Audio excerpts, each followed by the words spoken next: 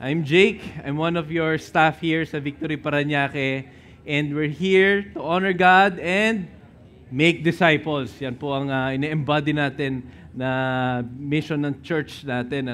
So if you're first time here, you're very much welcome. Okay? You're very much welcome. I hope na makilala namin kayo or may makakilala kayong ibang tao dito po sa simbahan natin. And currently, nandito po tayo sa series. Actually, this is the last installment ng series natin na You Are What You Eat.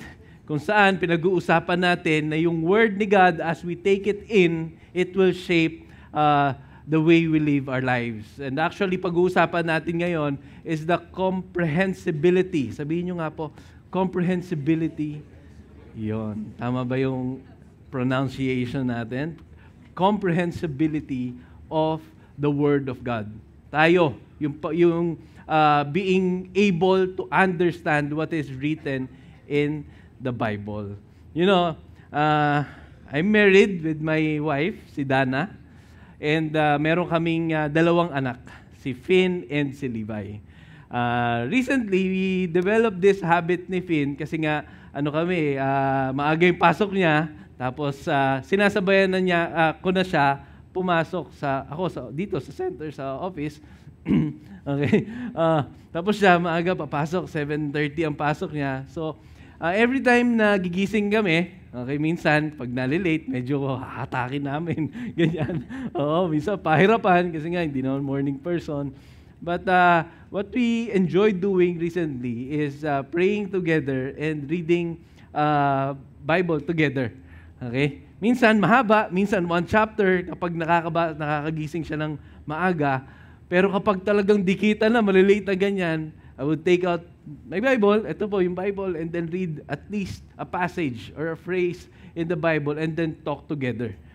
Natutunan ko lang din po sa ibang church members natin dito. And minsan, okay, he would take it in. Okay, pero nakakatuwa, madalas kapag na-encounter niya yung salitang nabasa namin, yung words na nabasa namin, yung passages na nabasa namin, naaalala niya yung story. So, somehow, it gave us a picture ng wife ko na we're very thankful na ganito yung earlier childhood experience niya encountering the Word of God. Okay? Kasi compare sa akin po, growing up, naman ako ng kalsada ng lansangan Ganun, laking lansangan. Hindi naman ako nakatira sa lansangan, pero parang ganun na din, okay? Yung pinagpapawisan ka na, tapos amoy araw ka na, kakalaro mo sa labas. And the culture that I'm exposed into, a culture na parang, alam mo yun, yung normal na yung curse words, yung mga mura and all, parang normal lang, okay lang kahit mag-cheat ka, gano'n. That's the kind of childhood that I experienced. Gano'n. Sobrang anlayo. Tapos growing older, yung na-experience ko naman towards the value of the Word of God is different. Many people or older people will tell me, huwag mong basahin yung Bible kasi mababaliw ka. Meron ba naka-experience? Narinig nyo? Oo. It will make you crazy in English. Baka hindi maintindihan. Okay? Oo. Di ba? So, yun yung sinasabi sa akin, inaasar ako. Hindi ko alam kung totoo or niloloko lang ako or ganon. And may iba pa nagsasabi na para lang sa pare yan o pastor or doon sa mga religious, ganyan. Tapos yung iba sasabihin, hindi mo maintindihan yan, pang matalino lang yan. Medyo na-insulto lang ako kasi sabi ko, ganun ba ako? Di ba? Hindi ko ba ito maintindihan? Anong tingin nyo sa akin? So, I don't know kung na-experience nyo nun. Pero as I experienced that before, it developed a mindset sa akin na yung Bible hindi for everyone. Na hindi ko kaagad maiintindihan to. Kaya nung una ako nagbasa ng Bible, tinulugan ko po And now, syempre, we're exposed to those kinds of mindset. Okay, we settled for less. Okay na tayo dun sa TikTok theology, di ba? Okay na tayo ma-encourage dun sa sinasabi, yung mga contents in Reels, ng Instagram, sa TikTok and all, and some articles na mababasa natin online. And you know, I'm not sure, ako lang ba or lahat tayo nandito would agree na parang minsan, mas na-encourage tayo doon sa nababasa natin na content online than the Word of God. Diba? Na instead, buklatin natin yung Bible natin. Sige, okay naman din yung makikita ko sa Instagram eh. Uy, okay na to, nakita ko, Word of the Day. Tapos may ibang content creator na gustong mag-share sa atin sa buhay natin. You know, lahat ng yon, some of it or most of it totoo naman. Some of it medyo deceptive.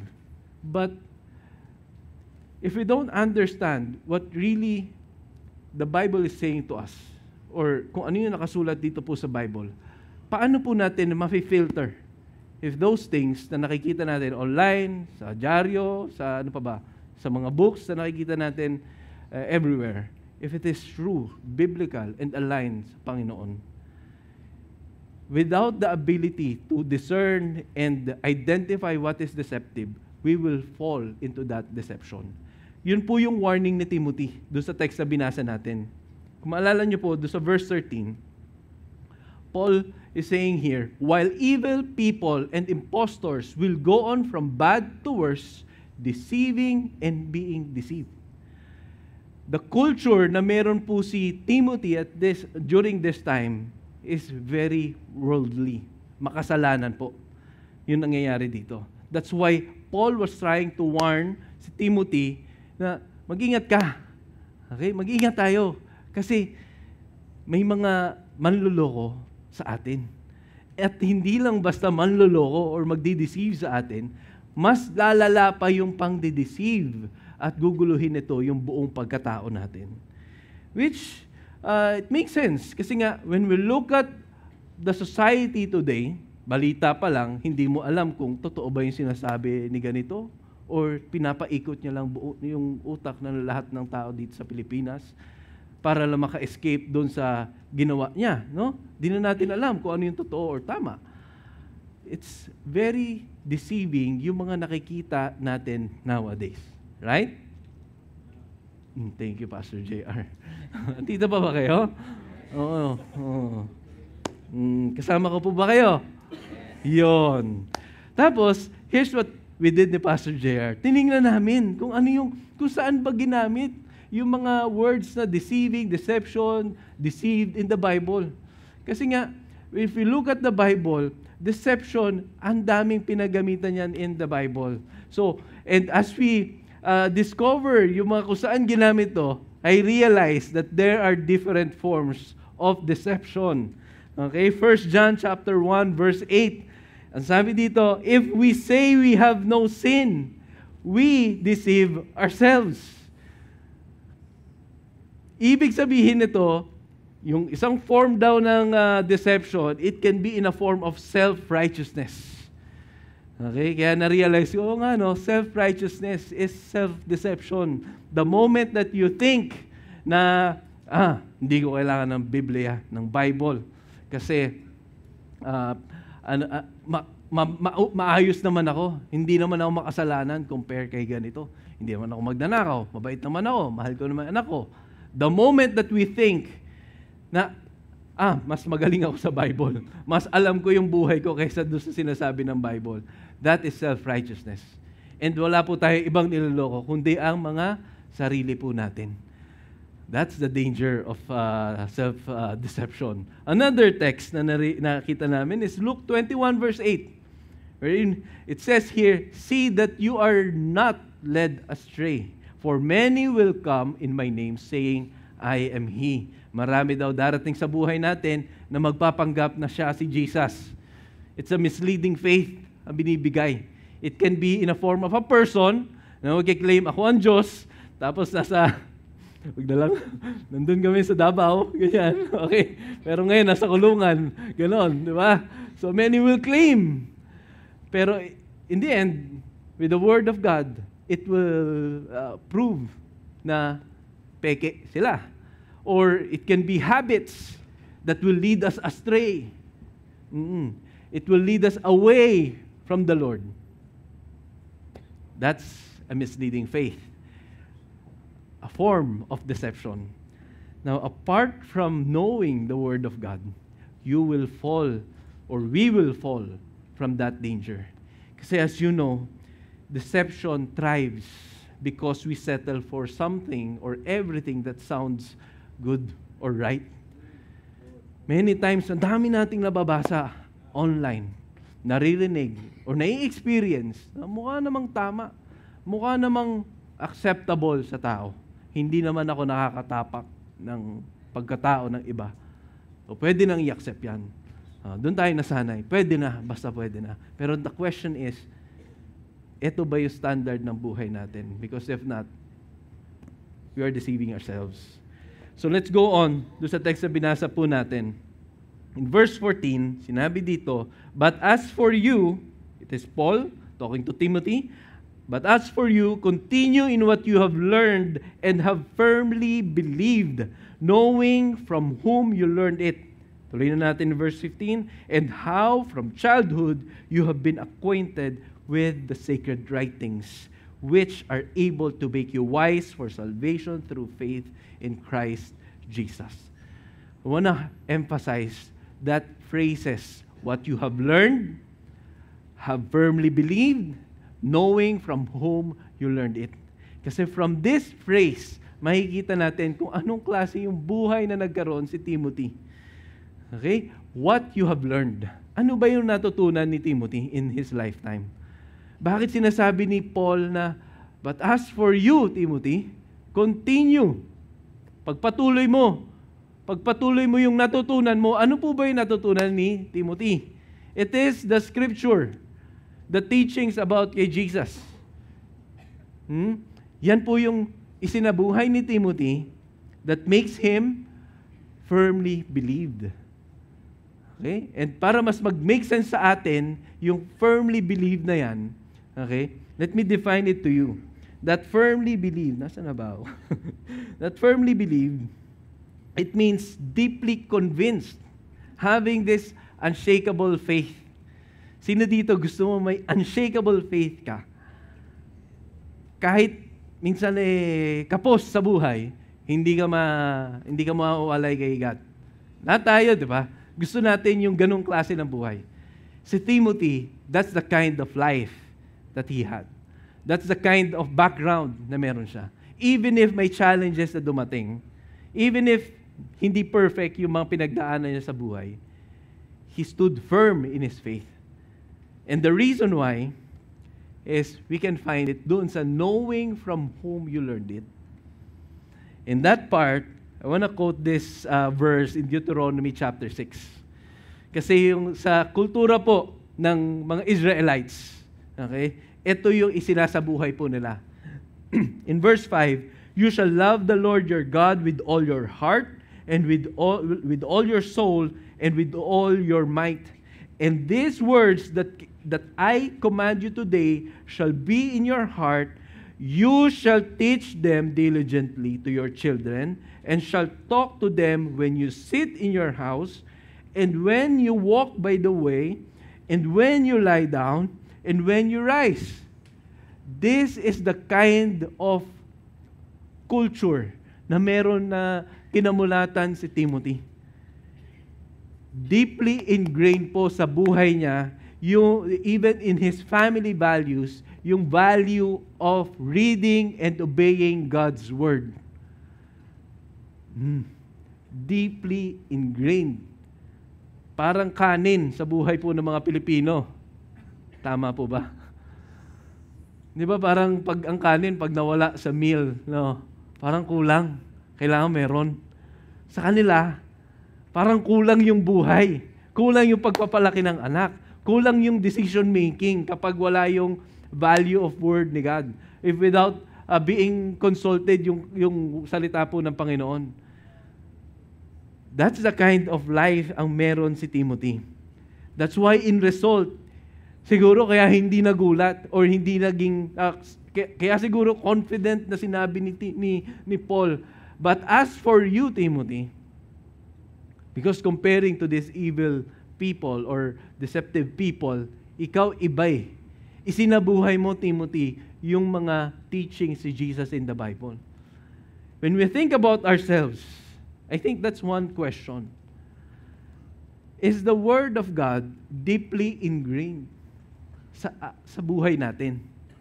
When we think about our parenting, are we using the words of God as we raise our children? Sa paghahanap natin ng trabaho, mga singles or young professionals, is the Word of God leading us, you guys? That's what deeply ingrained. That's what deeply ingrained yung sinasabi dito sa text natin. Doon nakaangkla. Doon nakasalalay. You know, just like yung values na meron si Timothy. Kasi kinamulatan niya yun from childhood hanggang sa nung lumaki pa siya. Yeah.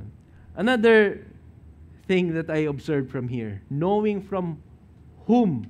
Pag po sinabing whom, ano pong ibig sabihin? Tao yung tinutukoy, tama po.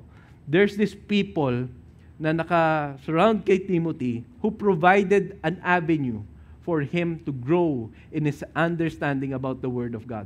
Of course, when he was getting older, andyan si Apostle Paul who stood like a spiritual father to him, mentored him in his ministry, corrected him, teach him the values of the Word of God, and teach him yung mga words of Jesus Christ.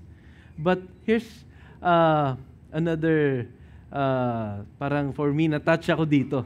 Kasi even, siguro as a parent, you can relate to this. Si Lois and si Eunice. Ito yung mga tumayo na guardian at parent ni Timothy. Si lola niya and si Eunice, mother niya. No? So, who taught him in his early childhood about the Scripture, prayer life, modeled to them paano isabuhay yung Word ni God. Kasi sometimes, hindi lang po sa words na sinasabi natin yung natututo yung mga young people. It's the way we live kung ano po yung nasusulat sa Biblia.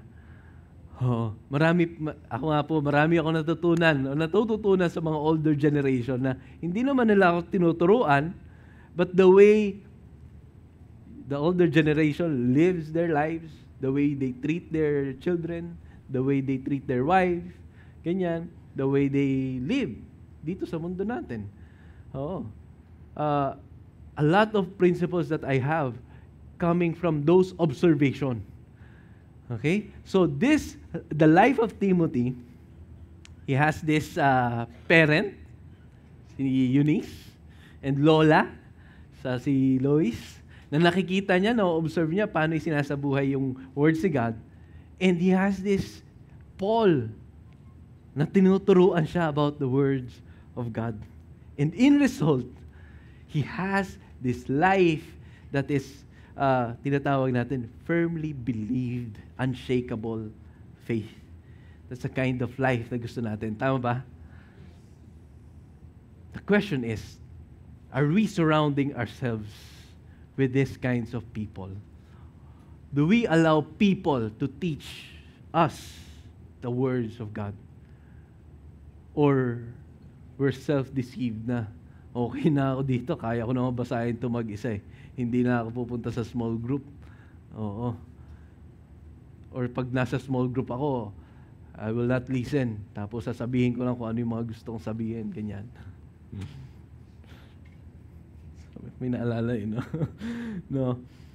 Another passage na dami rin natin matututunan is then like in verse 15, it says there, from childhood, you have been acquainted with sacred writings. Of course, it talks about yung scripture ni God, and na-stuck ako dun sa from childhood.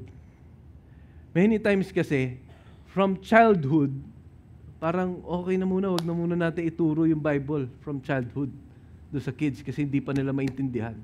No, Timothy, from childhood, ginagamit na ni Eunice and ni Lois yung words ni God, informing yung values na meron si Timothy. And study says kung ano yung na-develop na values while they're young, it will affect kung anong meron sila in the future.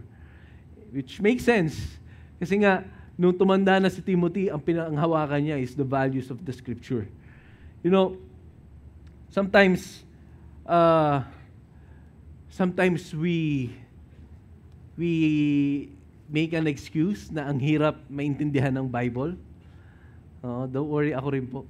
Nung una, ayoko rin talaga magbasa ng Bible Pero nung summer na yon, no? Tapos sabi nung leader ko, nasa bahay na lang ako. Basa ka ng Bible. Yung Book of Mark, umpisahan mo doon, di ka mabobore. Ganon. And then, basa ko, one paragraph, tulog, knockout. Tanghali ako nagbasa. Nagising na ako hapon na po. So, masaya naman kasi nakatulog, di ba? Medyo hirap ako matulog. Younger pa lang ako, hirap na ako matulog. At least nakatulog ako, okay? But, you know, kinuwento ko yung sa leader ko, sabi ko, kakatulog ako Buti na lang, hindi niya ako sinabi, di wag ka na magtuloy. Buti na sinabi, sige, try mo lang ulit. From one paragraph, nakausad, naging 2, 3 na. Tapos natapos ko yung first chapter ng Book of Mark. Installment. Ganon. Hanggang sa unti-unti, develop yung habit of reading. Pero ang challenge ko naman, Coach, wala akong maintindihan. Hindi ko po naiintindihan. So totoo nga, na hindi ko daw maiintindihan kasi ang baba ng comprehension ko. Okay. Pero something happened Something happened. I think what happened there is unti-unti ko rin naiintindihan. Those small habits na ginagawa natin sa buhay natin, it will take effect. Maybe at first, hindi natin maintindihan. But along the way, those habits na made-develop, it will become somehow make a big impact sa buhay natin. And my prayer is that the Lord will open our eyes and our understanding para kung ano man yung babasahin natin, it will capture your thought. It will create hunger even more. Na pag may nakita ka, words pa lang, kahit 2 words pa lang, hindi ka na mapakali hanggat hindi mo basahin or aralin kung anong ibig sabihin nun. No? Sinabi dito, from childhood you have been acquainted. That word acquainted, ibig sabihin po niyan, repeated exposure of the Word of God. It's like what is written, kung alam niyo po yung Atomic Habits na book. Small habits don't add up. Hindi lang siya nag-add up, it become compound. Kumbaga, nagkakaroon ng exponential growth. Kumbaga sa atin, if we keep on reading the Word of God every single day, every single time, you rely yourself doon sa salita ng Panginoon, nagkakaroon ng exponential growth sa buhay natin, yung effect niya, hindi pa isa-isa lang. Nagkakaroon ng transformation in your life. Now, I want to share to you a story of one of our kids' church attendee before, si Asaph. Si Asaph po ay, yan si Asaph, doing one-to-one with Teacher Roy. Ito po yung family nila. Si Ate Cynthia, yung worship leader natin. Si Kuya Alan, nasa prayer ministry. Si Matt, leader natin sa ENC, sa campus. So si Asaph, he used to be an attendee sa kids' church. Yan. So, medyo liit-liit pa siya ngayon. Ngayon, malapit na Malapit na akong lampasan Ganon. So, ang sabi niya, nung tinanong ko siya, bakit siya one-to-one ng classmate niya sa Ramon Pascual Institute. No, he's a first year high school na ngayon. No, sabi niya, kasi sabi ko, saan ang galing yon? Ano yung inspiration mo doon? Bakit mo disciple or share ng word ni God yung mga classmates mo? Sabi niya, ang sagot niya sa akin, kasi po, nung bata pa lang ako, 10 years old pa lang po ako noon, sinasabi sa akin ng mother ko, paglaki mo, you will share the word of God sa mga tao. So, kakarinig niya nung salitang yon, nag-form na siya ng values sa heart niya. Tapos another thing na binanggit niya, yung pong mentoring po namin ni Teacher Roy, sa one-to-one. Dati ako po yung nag-one-to-one, pero ngayon nakita niya yung Nakita niya yung value of the kids receiving the gospel as young as they are.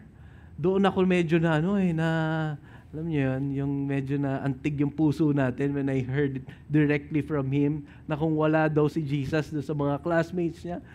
First year high school, nung ginagawa ko nung first year high school, ang dami kong kalokohan di ba? Oo, ako lang talaga. Oo. Pero ako lang talaga buti nilang ginagamit ni God yung mga wicked people. Okay.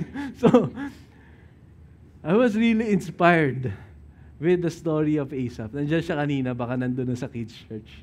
And I was inspired with the way Ate Cynthia and Kuya Alan lived this truth in their family. Hindi naman perfect din yung family nila. But this small habits, it affected yung values na meron sa Asaph. Minsan, the parents, minsan, di ba, nakaka-experience tayo ng paulit-ulit na lang ako ng tinuturo, na sinasabi. Parang 3 years ko ata paulit-ulit kay Finn yung gospel presentation. Ganon. Sinasabi lang ng text natin, walang tapon po dun sa paulit-ulit na yon. Because hindi naman natin nakikita kung anong ginagawa ni God dun sa puso po natin. Specifically sa young people. Please don't get tired of sharing the Word of God sa mga young people natin. Yes, minsan irritating. Yes, minsan parang paulit-ulit. Eto na naman kami. Pero lawakan natin yung view natin. Let's look forward beyond years na pwedeng maging effect ito sa kanila. The same thing with all of us. We cannot underestimate the works of the Word of God sa buhay natin. We might not see the effect yet. We might not see us reading the Word of God, the whole Bible in a single sitting. But guys, this Word, kahit konti, isang chapter, 2 chapter ang basahin natin, it can transform your broken life right now. Ito po yung salita ng Panginoon. Makikilala po natin, si God po gusto niyang ipakita sa atin kung sino siya. Yun po ang heart ng Panginoon sa ating lahat. And lastly, in this part of the verse, in verse 15, the Word of God, is able to make you wise. Make you wise. That wisdom, that wise, yung wise na yan, ang ibig pong sabihin, to make us discerning or spiritually intelligent. Hindi ka ngayon maguguyo, mabubudol ng mga darating sa buhay mo na sasabihin, ito ang pagmamahal ko sa iyo. Kasi ngayon, dahil sa Word of God, di ba, alam mo na kung ano yung true love. So anyways, if you're a person na spiritually intelligent, I think, kahit na deceiving yung mundo natin, you have this wisdom as an antidote to this deceptive world. You know, ang sinasabi lang nito, ng text na to, as you comprehend or understand the Word of God, it will grow a wisdom in you. Not human wisdom of this world, but a godly wisdom coming from our Lord. And as you develop that godly wisdom sa buhay natin, it will make you harder to be deceived. Mahirap ka na ngayon lokohin kasi alam mo na kung ano yung katotohanan. Alam ko na, yun, totoo yung alam ko na yan. Kasi you're exposed to the real truth. Truth na nga, real pa, di ba? So, ganun yung ginagawa sa atin ng Bible. Hindi to, di ba, maraming parang magic ang ginagawa. The next day, okay ka na, galing ka na sa Bible. No. As you understand the Word of God, it will strengthen your faith in Jesus. It will make you wise. And then after that, you know ano yung hindi align sa Word ni God. Familiarity with the Word of God. Amen? And, sige po, palakpan natin si God. Kasi, this is a wisdom na binibigay niya sa atin. Without understanding the Word of God, parang we're left clueless. Kasi, ano tayo, alam mo, para kang nagtsatsagang buuin yung isang toy na may manual dapat, tapos hindi mo, toy talaga, alam niyo, di ba? You're skipping the manual and you're building that on your own. No, ito po yung manual eh. So kapag nagsarili po tayo ng building our own life, pwedeng mag-crumble or mag-iba or magkamali. Pero the Lord is giving us the wisdom for our lives, for our marriages, for your life being a single, or even as mga lolo't lola natin dito, ng mga favorites natin, di ba? It will give you wisdom kung paano pa natin ipagpapatuloy yung buhay nating lahat. And sometimes, when we think about wisdom, parang it's self-manufactured. Na parang, ako na naman to. No, hindi. The wisdom na binibigay sa atin ni God is not produced by our ability to understand, but it is coming from the ability ni God na mag-transform ng buhay. It's from the Holy Spirit. It's a work of the Holy Spirit in your life. Naalala ko no, 'di ba, sinasabi ko na parang hindi ko maintindihan.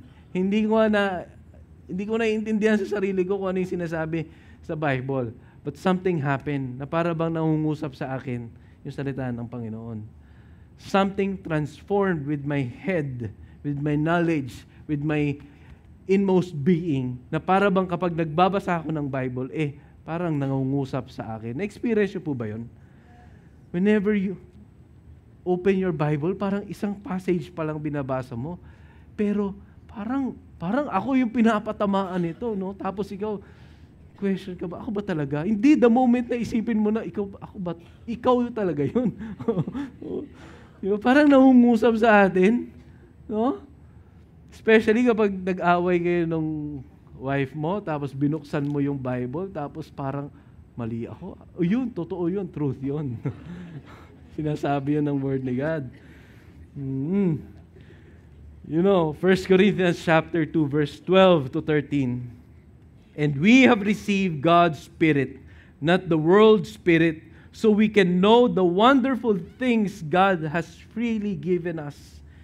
When we tell you these things, it is Apostle Paul saying this, when we tell you these things, we do not use words that come from human wisdom. Instead, we speak words given to us by Spirit, using Spirit's word to explain spiritual truth. Meaning to say, the words that was written in our Bible, written by the apostles, written here, dito po sa salita ng Panginoon, hindi lang po ito human opinions. It is the very words of Christ, of God, written in this book. So whenever you read the Word of God, you breathe in the Word. You breathe in the very words of our Lord na nandito po sa Bible. And many times in the Bible, yung Holy Spirit was expressed also into a concept of breath. When you take it in, inhale nga po kayo. Yan. When you read the Bible, it's like breathing in the very breath of our Lord. Kaya in verse 16, sinabi ni Apostle Paul, all Scripture is breathed out by God. So whenever we read God's Word, unlike other books, okay, you're breathing in the very words of our Lord. The very Spirit na nagsulat po nito ng Bible, no? And the wisdom that it gives you is a life transformation. Right? As I want to pray for all of us. Kasi syempre, lahat tayo nagkakaroon ng struggle in reading God's Word. Can we all stand up? I want to call the music team also. After we pray, we're going to respond in worship. I want to ask God for grace. Kasi maybe for some of us, just like me, mas mahaba pa yung tinulugan natin yung Word ni God kesa nabasa natin o nanamnam natin yung salita ng Panginoon. And honestly, it's really a challenge to sit down and read the Word of God. I want to pray for all of us. If you're here and you're having a hard time reading the Word of God, it could be wala kang Bible, or second, tinatamad tayo, or hindi natin naiintindihan yung Bible. I want to pray for you. Can you just raise up your hand? Lord Jesus, thank you for doing something sa buhay namin ngayon. Thank you for speaking into us that your word is understandable. Lord, right now, we ask for your grace to come upon us, Lord God. That as we surrender ourselves to you, give us that grace to read your word. Tanggalin mo po yung idea namin na tinatamad kami, Lord, magbasa. Tanggalin mo po, Lord, yung mindset namin na hindi to para sa amin. Mabait naman ako, or yung inaantok kami, God, pag nagbabasa ng Bible. Lord, I pray that give us that burning desire to read your word, na hindi kami makukontento sa isang araw without knowing kung ano yung gusto mong sabihin sa amin, O God. And Lord, as we open our Bible, I pray, may you speak unto us, Lord God. Thank you, Lord. And Lord, right now, as we worship you, as we respond in worship, I pray that may you continue to speak into us. What are those things that we need to let go? And give us that passion, Lord, that boldness to declare that we want to build our life, Lord, dito po sa salita mo, O God, because this is the only thing that will make us strong and be able to stand firm sa buhay namin lahat. Salamat, Panginoon. In Jesus' name we pray. Amen.